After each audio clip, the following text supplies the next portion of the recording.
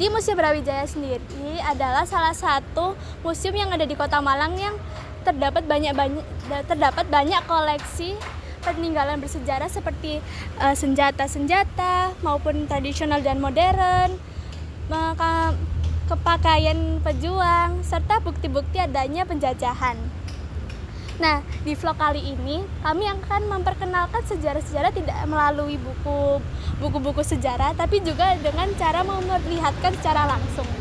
Jadi jangan kemana-mana dan tonton kita ya. Assalamualaikum warahmatullahi wabarakatuh. Selamat pagi Bapak. Perkenalkan, nama saya Rania Tayardianto dari SMA Negeri 1 Malang.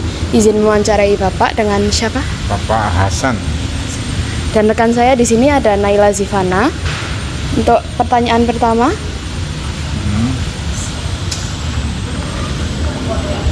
Untuk pertanyaan pertamanya, permisi nggih Pak.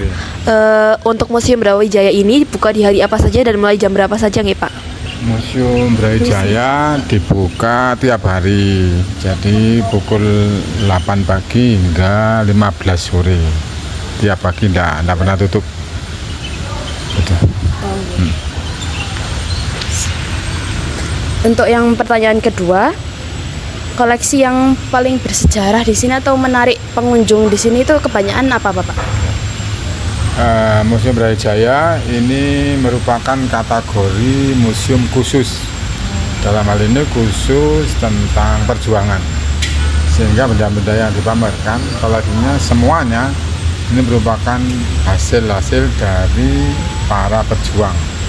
Para pejuang di dalam merebut kemerdekaan, sehingga benda-bendanya hasil kemerdekaan itu simpan dalam satu tempat, yaitu namanya museum, ini Museum Brawijaya. Sehingga semua koleksi yang ada di sini, ya kesemuanya ini merupakan hasil terampasan, termasuk ada koleksi senjata berat, ada kendaraan tempur tank, ya, ada tank, ada meriam, ada PSU. Kemudian di belakang ada gerbong maut, ada perahu segigir, dan juga masih banyak senjata-senjata yang ada di dalam ruangan koleksi tertutup. Termasuk diantaranya senjata, ada salah satu andalan kita kan dulu bambu runcing, ada bambu runcing, ada senjata SMR, SMS, pistol dan sebagainya. Dan semua benda koleksi ini bisa diambil kesimpulan, bisa diambil sebagai benda koleksi unggulan. Jadi koleksi unggulan itu tidak hanya suatu benda, tapi semua benda yang ada di museum bisa dipakai sebagai benda koleksi unggulan, karena tergantung bagaimana para pengunjung, para pemirsa mencari literasi cerita tersebut, dan mungkin bisa disampaikan kepada khalayak ramai tentang benda koleksi, keistimewaan benda koleksi tersebut. Jadi semuanya ya ada keistimewaannya. Itulah yang ada di Museum Brawijaya. Baik, terima kasih Pak. Untuk pertanyaan selanjutnya, Museum Brawijaya ini kan sudah sejak lama ya Pak dibangun. Ya. Nah, untuk perubahannya sendiri, kira-kira apakah ada perubahan yang signifikan atau malah dari awal dibangun tidak ada perubahan sama sekali ya Pak? Terima kasih. Museum Brawijaya saat itu dibangun pada tahun 1967 hingga 1968. Kalau dari usia, saya kira usianya sudah tua, sekitar 57 tahun. Dari saat itu hingga tahun sekarang, dari generasi dulu sama generasi jadul sampai ke generasi Z sekarang, ya perkembangannya sangat pesat. Dalam arti dulu mungkin sumber daya manusianya, sumber daya alamnya banyak, tapi sumber daya manusianya terbatas. Dengan perkembangan zaman saat ini, museum berkembang pesat dari sumber daya yang biasa menjadi sumber daya yang luar biasa, karena generasi Z sekarang adalah generasi yang pinter, dalam arti generasi yang siap bertanding, siap bertempur untuk menghadapi tantangan zaman yang dihadapkan dengan globalisasi saat ini. Jadi tanggung jawab bangsa dan negara ini tanggung jawab dari generasi sekarang. Karena saat itu Museum Brawijaya ya biasa sepi gitu ya, sekarang kan ramai. Biasanya banyak kunjungan dari pelajar mulai TK, SD, SMP, SMA, bahkan mahasiswa, bahkan sekolah kedinasan itu berkunjung ke museum. Tidak lain adalah untuk apa? Untuk lebih memberikan pemahaman, lebih memberikan pendidikan sejarah kepada generasi sekarang agar tidak lupa sejarah. Ya, salah satunya diajak berkunjung ke museum, karena museum bisa sebagai wahana belajar, wahana penelitian. Karena disebutkan tadi museum kategori museum khusus, yaitu khusus perjuangan. Ya, itulah perkembangan museum sejak dulu dan sekarang lebih baik. Ya. Baik Bapak, terima kasih ya Bapak. Jadi untuk selanjutnya, untuk pertanyaan ketiganya, untuk museum sendiri ini ada cara merawat koleksinya di museum ini tidak Bapak? Untuk biar tetap awet. Jadi cara perawatan benda koleksi, kan ada benda koleksi dari besi, termasuk ada senjata, ada tank, itu diberi minyak senjata. Ya, kemudian benda koleksi dari kayu, ada peminyakan kayu.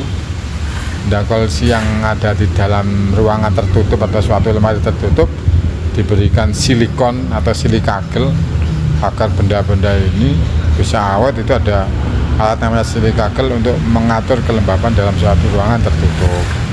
Benda dari koleksi yang ada di luar setidaknya dikasih atap agar benda-benda ini tidak kena korosi ya, korosi. Kalau yang di dalam sudah ada kacanya sehingga sudah tidak terkena sinar langsung. Itulah salah satu cara kita untuk merawat benda-benda koleksi agar benda-benda koleksi ini tetap awet sampai kapanpun. Terima kasih ya Pak. Mohon izin untuk pertanyaan terakhir. Kira-kira apakah Bapak memiliki pesan atau harapan untuk para pelajar yang berkunjung ke Museum Brawijaya ini? Ya, jadi pesannya ya, Museum Brawijaya merupakan salah satu museum khusus TNI Angkatan Darat yang berada di Kota Malang. Jadi kalau kita warga Malang, museum itu bukan hanya di Malang saja, banyak di museum-museum yang lain. Dan juga perlu diketahui Museum Brawijaya itu merupakan salah satu museum perjuangannya. Dengan melihat Museum Brawijaya ini sebagai wahana sejarah yang di dalamnya banyak menyimpan, mengoleksikan hasil-hasil para pejuang, sehingga dengan beradaan museum ini bisa dipakai sebagai wahana pertama untuk tempat belajar, untuk tempat penelitian, untuk tempat rekreasi. Belajar tidak harus di sekolah, di museum juga bisa belajar. Seperti yang Anda lihat, bukan hanya belajar sejarah saja di Museum Brawijaya, belajar sosial, ekonomi, politik, budaya, keamanan, itu bisa. Dan dengan melihat museum nanti, diharapkan generasi sekarang akan timbul, akan digugah rasa jiwa apa? Jiwa patriot, jiwa nasionalis, rasa cinta kepada NKRI, jiwa korsa, jiwa kebersamaan. Karena kalau orang Jawa Timur semboyannya kebersamaan, perjuangannya apa? Gotong royong. Nah, jadi dengan gotong royong, kebersamaan itulah yang bisa mendapatkan suatu hasil apa yang cita-citakan. Jadi semboyan para pejuang kita itu dulu kan berjuang, berkorban, ini benda, harta, bahkan nyawa untuk mencapai satu tujuan. Dan berkorban itu, berjuang itu tidak boleh membedakan dari suku, dari agama atau ras apapun. Yang jelas berjuang itu untuk mencapai satu tujuan.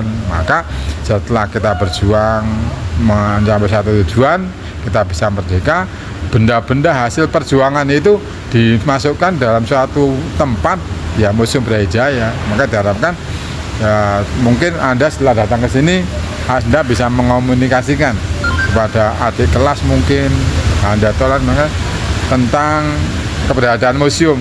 Contoh awalnya mungkin Anda tadi datang ke sini, wah museum mungkin kayak benda rongsokan ya. Setelah Anda masuk di dalam, Anda kan akan membaca, akan mendapat cerita. Loh, ternyata bisa kan ada secara jiwa kan, mengugat ya, perjuangan kan. Oh ternyata perjuangan itu sangat susah sekali. Bahkan dulu di Kota Malang ini ada peristiwa besar. Sudah melihat tadi belum? Di Malang peristiwa besar. Di depan ada tank kan, itu tank amfibi atau AMTRAK. Ini ada hubungannya dengan sejarah di Kota Malang. Kenapa? Saat itu pada tanggal 31 Juli tahun 47 terjadi pertempuran yang sangat dahsyat di Jalan Ijen ini. Jalan Ijen, Jalan Bromo, Jalan Semeru, Jalan Jakarta, Jalan Surabaya, Orodowo ya. Kota Malang saat itu diduduki oleh Belanda, diserang Belanda. Dan saat itu di Kota Malang ini ada 3 pertahanan. Di timur di Rampal, tahu Rampal? Tahu Pak. Dipertahankan oleh TNI dan polisi militer.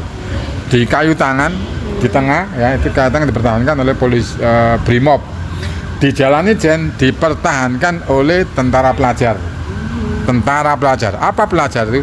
Tentara TRIP, Tentara Republik Indonesia Pelajar. Semuanya terdiri dari pelajar. Hebat kan? Pelajar. Ternyata saat itu pelajar itu usianya 13 sampai 17 tahun. SMP usia SMP. Tapi biasanya SMP karena apa? Ya itu tadi jiwa nasionalisnya, jiwa patriotnya. Dia meskipun bukan orang Malang, dia ikut mempertahankan Kota Malang. Notabene dia pagi menjadi pelajar, siangnya menjadi tentara sukarela. Tentara sukarela, trip itu tidak ada bayarannya. Kenapa? Untuk mempertahankan Kota Malang. Sehingga dalam pertempuran yang sangat dahsyat itu terjadi jam 10 pagi hingga jam 5 sore.